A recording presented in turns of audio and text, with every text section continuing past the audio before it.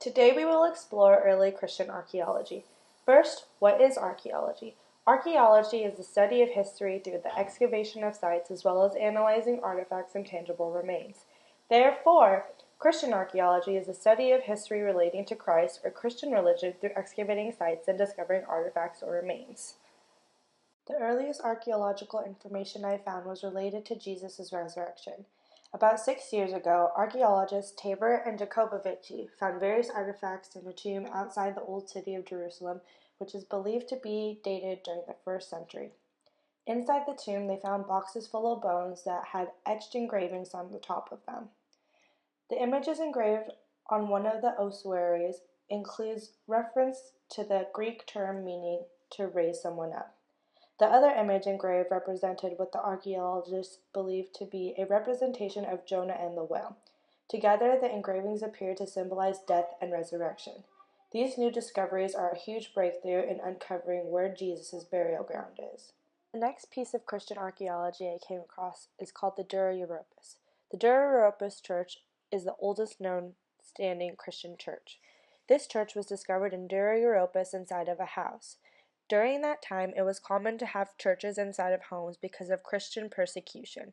Inside this church may contain some of the most ancient Christian paintings. The church displayed some of the stereotypical church embodiments. The church displayed an area for baptism.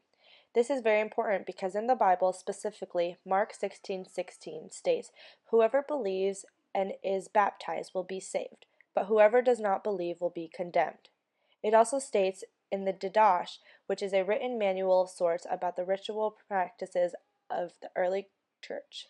The Didache states, "But with respect to baptism, baptize as follows. Having said all these things in advance, baptize in the name of the Father, and of the Son, and of the Holy Spirit in running water." It is apparent that these teachings were followed explicitly during the 3rd century since the church was located near a river that could be used for baptisms. The last piece of early Christian archaeology I found was about the earliest image depicted of Jesus. The earliest image found depicted of Jesus was found in Spain on a green glass plate that was used to hold bread. The most interesting part of this discovery was the very unorthodox image portrayed. The stereotypical images of Jesus display him with long, wavy brown hair and a beard. However, this image of Jesus is beardless. The Jesus on this image has short hair and a shaven face.